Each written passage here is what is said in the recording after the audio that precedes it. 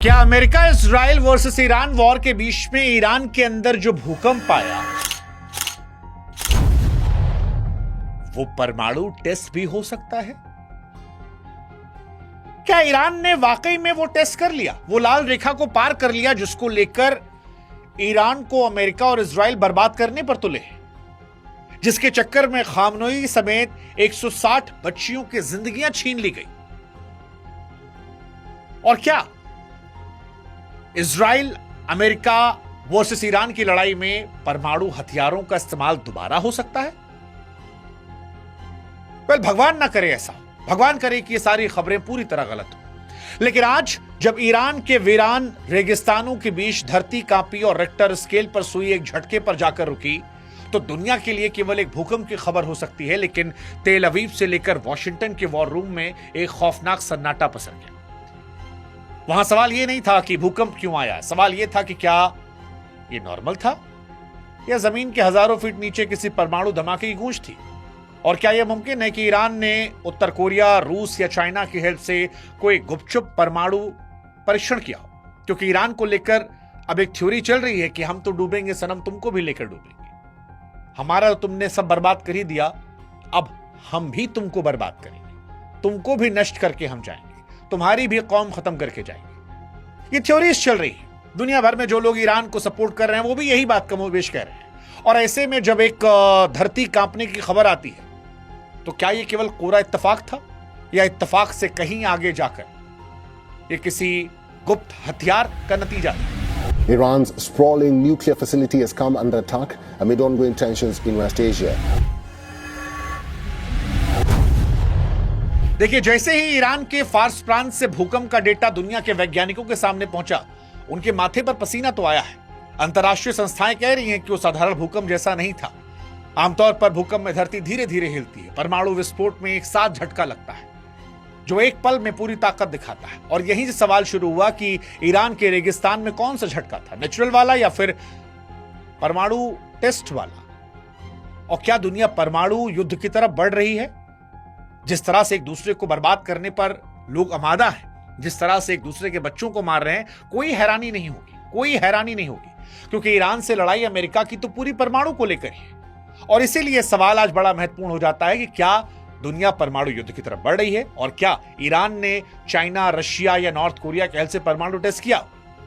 इस कहानी की हम शुरुआत करें उससे पहले हमारी आपसे गुजारिश है कि हमारे व्हाट्सएप चैनल से आप जुड़िएगा, क्योंकि इस वॉर को लेकर जितने भी वीडियोस हम बना रहे हैं वो आपके मोबाइल तक ऑटोमेटिकली पहुंच जाएं और भविष्य में भी हर एक विषय को लेकर आप पहले से जानकार बने रहें, हमारा आपका संवाद बेहतर हो, रिश्ता मजबूत हो। इसके लिए आप हमारे व्हाट्सएप से जुड़िएगा, लिंक हमने डिस्क्रिप्शन में, कमेंट सेक्शन में दे रखा है। अब शुरुआत करते हैं इस पूरे मामले की। दरअसल इस पूरे मामले को समझने के लिए हमें कुछ दिन पहले की उन तस्वीरों को देखना होगा जिसमें इजरायली वायुसेना ने ईरान के सबसे सुरक्षित परमाणु ठिकाने पर हमला किया था। इजराइल का यह दावा था कि उसने सेंटर को तबाह कर दिया, लेकिन क्या ईरान ने इजरायली जासूसों को चकमा दिया? दुनिया जिसे मलबा समझ रही थी, क्या उसके नीचे ईरान की खतरनाक मशीनें काम कर रही?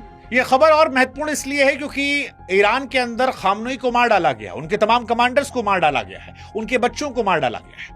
और अक्सर यह देखा गया है जब किसी देश का बड़ा नेता संकट में होता है तो सेना अपनी ताकत दिखाने के लिए ऐसे बड़े कदम उठाती है। अब जब खामनई दुनिया में नहीं है तो फिर सवाल वही कि क्या ईरान ने यह आखिरी दांव चलने की कोशिश की जहां पर अपनी रक्षा करने के लिए अब वो किसी भी हद तक जाने को तैयार हो गया? यह सवाल बड़ा महत्वपूर्ण है और यही सवाल उठता है थर्ड वर्ल्ड वॉर का। और यह सवाल कि दुनिया के बाकी बड़े देश क्या कर रहे हैं, क्योंकि यह लड़ाई अब सिर्फ दो देशों की नहीं है बल्कि एक बड़े ग्लोबल गेम का हिस्सा है जिसमें दुनिया की तमाम महाशक्तियां शामिल हैं। सवाल यह कि रूस और चीन की मदद के बिना क्या ईरान ऐसा दुस्साहस कर सकता है? क्योंकि ऑलरेडी मार्केट में खबर है कि जिस तरह से ईरान अटैक कर रहा है, जिस तरह से उसके ड्रोन इजराइल के डिफेंस सिस्टम को चकमा दे रहे हैं, क्या ईरान की टेक्नोलॉजी इतनी अपडेटेड है या बैकडोर से कहीं पर चाइना, रशिया या नॉर्थ कोरिया ने उनकी हेल्प की? असल में यूक्रेन, ताइवान और ईरान, ये तीनों दुनिया के अलग अलग कोने में अमेरिका की ताकत को बांटने की एक चाल भी हो सकती है, क्योंकि रूस चाहता है अमेरिका का ध्यान यूक्रेन से हट जाए, चीन चाहता है कि अमेरिका का ध्यान ताइवान से हट जाए, और यहीं पर रशिया और चाइना को क्या एक मौका मिलता है कि पीछे से अमेरिका की दादागिरी को वो चुपचाप खत्म कर दे। क्योंकि अगर ईरान परमाणु बम बनाने में सफल हो जाता है तो रूस और चीन को अपनी चाल चलने का पूरा मौका मिल जाएगा। और अगर ऐसा होता है तो दुनिया विश्व युद्ध की तरफ बढ़ती हुई नजर आएगी। अब अगर ईरान के पास बम है तो अमेरिका की सैन्य धमकियां अपनी धार खो देंगी। पश्चिमी देश भी इस डर में हैं कि अगर ईरान पर हमला किया तो रूस और चीन चुप नहीं बैठेंगे, जिससे पूरी दुनिया वॉर में घुस जाएगी और एक विनाशकारी युद्ध की शुरुआत हो जाएगी। ये सारी बातें सब जानते हैं। हालांकि इन वॉर के बीच में भारत और भारतीयों की जेब पर भी संकट आने वाला साहब, क्योंकि ये धमाका और ये मौत, हत्याएं, युद्ध अगर आप मजा लेकर देख रहे हैं तो ये मजा आपके लिए सजा बनने वाला है, क्योंकि ये ईरान का युद्ध आपके घर में भी पहुंचने वाला है। हाँ जी, ईरान के युद्ध के चलते कच्चे तेल की कीमतें जो हैं वो बढ़ रही हैं। दुनिया का बहुत सारा तेल जो समुद्री रास्ते यानी होर्मुज की जलसंधि से गुजरता है, उस पर ईरान का दबदबा है। ईरान कह रहा है कोई शिप निकलेगी तो दाग देंगे। ईरान परमाणु ताकत के दम पर उस रास्ते को अगर बंद करता है तो पेट्रोल की कीमतें जो हैं वो 7वें आसमान पर पहुंच जाएंगी और भारत के लिए चिंता है। वैसे भी तेल की कीमतें बढ़ने वाली है। इसके अलावा ईरान में हजारों भारतीय नागरिक रहते हैं, जिसमें छात्र, डॉक्टर, व्यापारी शामिल हैं, जिनके परिवार टीवी से चिपके हैं। सवाल यह है कि अब उनका भी क्या होगा, भारत क्या करेगा? ये सारे सवाल बड़े महत्वपूर्ण हैं। लेकिन इन सारे सवालों के बीच में फिर लौटते हैं उस कहानी पर कि क्या परमाणु टेस्ट किया गया, क्योंकि इतने सारे सस्पेंस हैं, इनके बीच में नजर डालनी होगी परमाणु टेस्ट को लेकर। तो देखिए, भूकंप पर नजर रखने वाली अंतरराष्ट्रीय संस्थाएं फिलहाल इस झटके को नेचुरल बता रही है, क्योंकि यह जमीन के 10 किलोमीटर नीचे आया है। ईरान में ऐसे भूकंप, ये एक्सपर्ट्स कह रहे हैं कि हैरानी उन्हें नहीं हो रही है। एक्सपर्ट्स ये भी कह रहे हैं कि कोई रेडिएशन या परमाणु विस्फोट के पक्के निशान नहीं मिले हैं और परमाणु परीक्षण की सारी बातें सोशल मीडिया की अफवाहों तक सीमित हैं। ये एक्सपर्ट्स कह रहे हैं। अंतर्राष्ट्रीय परमाणु एजेंसी ने भी साफ किया कि इससे पहले जो इजराइल ने हमला किया था उसमें बाहरी इमारतों को नुकसान पहुंचा था। अभी भी ईरान का परमाणु प्लांट सुरक्षित है। तो क्या ऐसा हो सकता है कि जो झटका मिला भूकंप का वो परमाणु बम ना हो, दुनिया को डराने के लिए किया गया एक दिमागी युद्ध हो? देखिए, ईरान शायद इजराइल और अमेरिका की नफ्स टटोल रहा है। वो देखना चाहता है कि खामनोई की मौत की खबरों के बीच में दुनिया का रिएक्शन क्या होगा, और ऐसा हो सकता है कि डराने की कोशिश भी हो।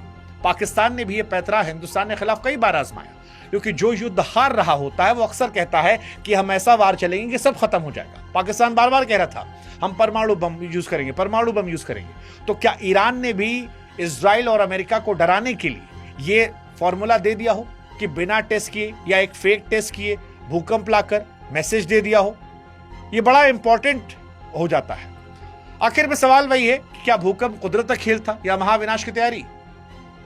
अगली कुछ रातें लंबी होने वाली, क्योंकि जासूसी सैटेलाइट की नजरें ईरान के रेगिस्तान पर जमी है। हवा में यूरेनियम के बारीक कणों की तलाश है। अगर कल सुबह हवा में जहर मिला तो समझिए कि दुनिया बदल सकती है और हम विनाश की दहलीज पर हो सकते हैं।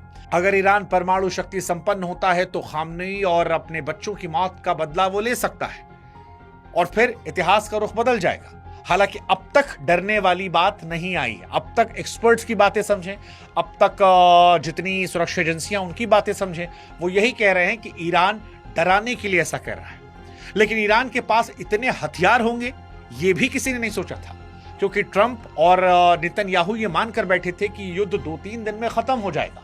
लेकिन अब ट्रंप के चेहरे की हवाइयां भी उड़ी है। वो ये कह रहे हैं कि ऐसा हो सकता है युद्ध 4-5 हफ्ते चल जाए।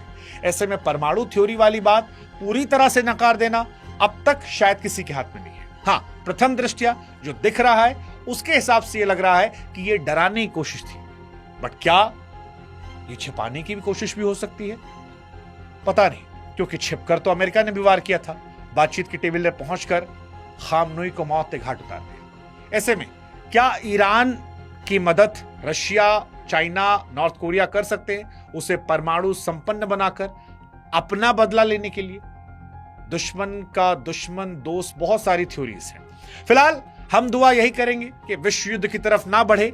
हम दुआ यही करेंगे कि मानवता का विनाश ना हो। हम दुआ यही करेंगे कि बच्चे सुरक्षित रहें और हम दुआ करेंगे कि ये युद्ध जल्दी खत्म हो जाए, क्योंकि अगर युद्ध लंबा चला तो इसकी आंच, इसकी तपिश से हम और आप भी झुलसेंगे। हम और आप भी इससे कीमत को चुकाएंगे। ये ना हो तभी शायद बेहतर है। बाकी आप क्या सोचते हैं इस विषय पर? कमेंट सेक्शन आपका इंतजार कर रहा है।